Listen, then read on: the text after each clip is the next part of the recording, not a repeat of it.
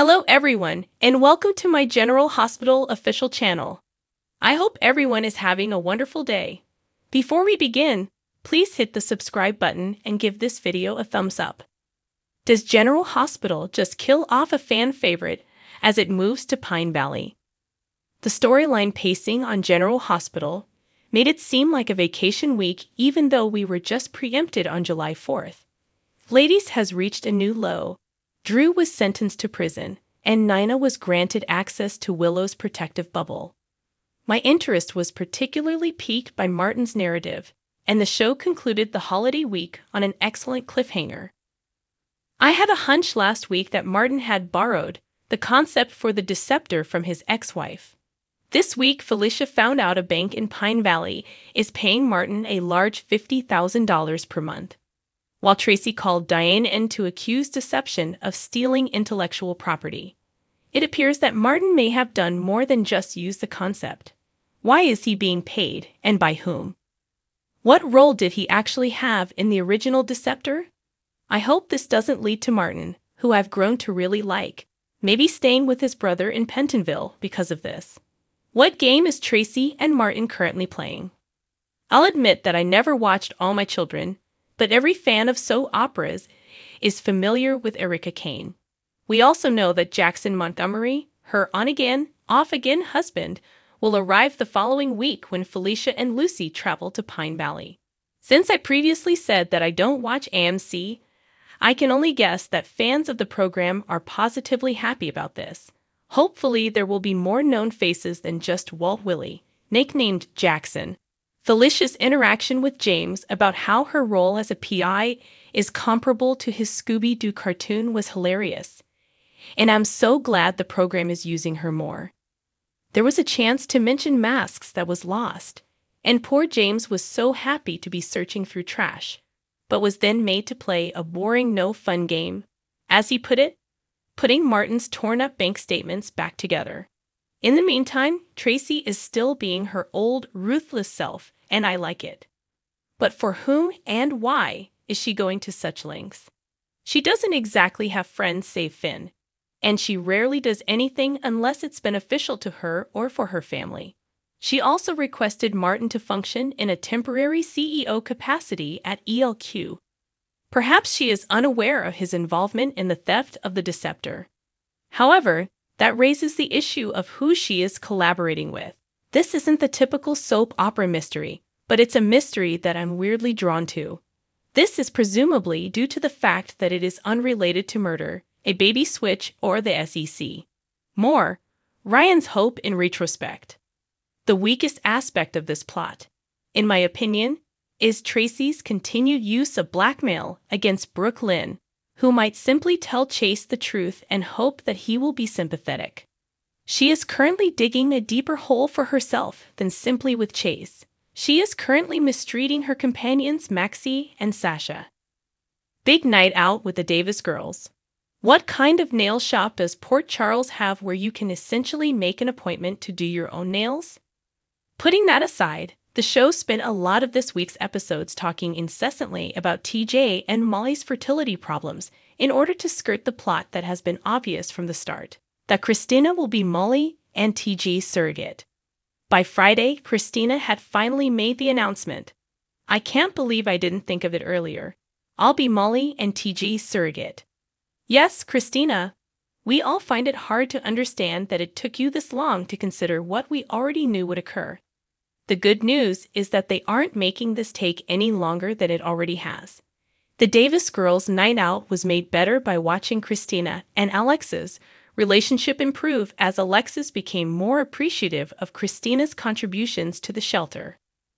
Who is aware of the location of the staff? Heat is simmering. It's obvious that the show wants to reunite Liz and Finn with Violet's assistance. And although while I still don't feel anything between the two other than friendship, I've finally warmed up to Dante and Sam being a relationship.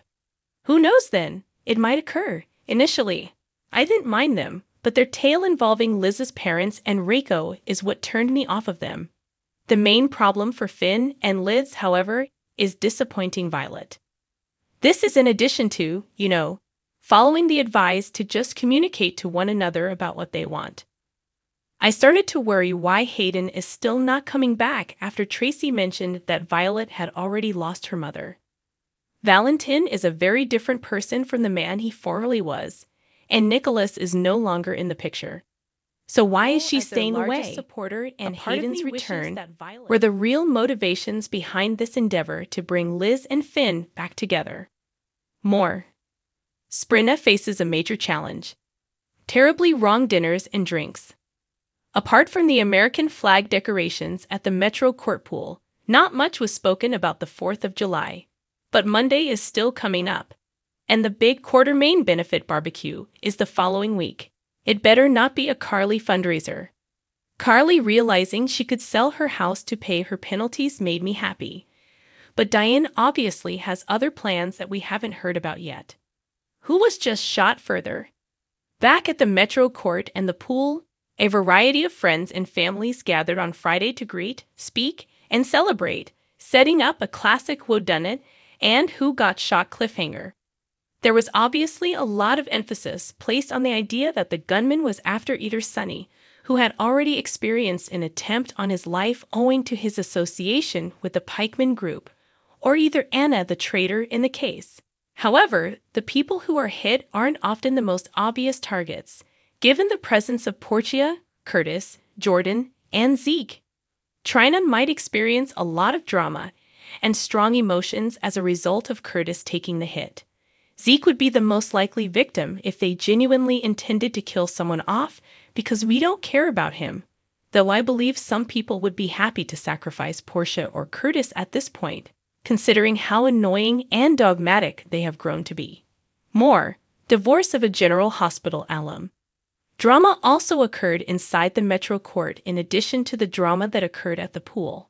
Tracy delightfully interrupted Finn and Chase's family gathering, and I must admit that she made it much more amusing than it otherwise would have been. I adore Violet's newfound friendship with her Aunt Tracy, as Finn suggested she refer to her. I thought it was adorable when Violet requested Tracy for a hug.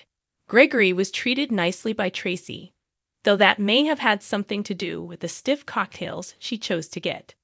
Furthermore, it seemed almost certain that Tracy and Gregory would be paired on the show when Chase told Brooklyn that Tracy might be lonely. That was criticized by several fans right after their tense first meeting. Given his physical condition, the only way I could imagine this story concluding is with the two riding off into the distance so that he can pass away contentedly and far away from Port Charles. The Shirley Temple. Oh, you kill me, kid. Father Mac. I'm happy to see that Cody's paternity is once again being addressed on the show. Despite the dismissal of the theft charges against him, Cody continues to support Scott's plan to sue the WSB over Leopold's necklace loss. Oh, Cody, you were starting to show signs that you weren't an opportunistic jerk. Have you given any thought to what you might lose next over this necklace, given that you lost Britt over it? Say a prospective father who is already a father. The program has at least returned to this narrative point, but for the time being, they have very much ignored whatever wrongdoing occurred between Cody and Dante when they were youngsters. Other off-the-wall ideas. When I thought Gladys couldn't get much worse, she conspires with Sasha's physician to get her dependent on medicines once more. Another breakdown to occur. I'm still perplexed as to why Sasha hasn't checked her bank accounts to discover sizable withdrawals.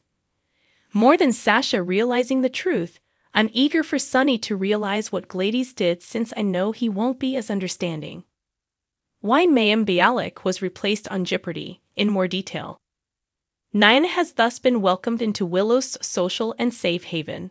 Although it is a term used in medicine, it also has a double meaning because it is just a matter of time before Nina's bubble pops and the truth about her is revealed. That will be during the wedding in November and will have allowed Nina and Willow time to develop a real friendship, I'm ready to bet. Droom arrived in Pentonville and encountered Brother Cyrus, who made an effort to sign him up for his Bible study group. Then, after encouraging him to read it, he gave him a Bible that contained a shiv. Perhaps Cyrus hasn't really discovered God after all. Thanks for watching. If you like this video, so please don't forget to subscribe my channel and don't miss any update.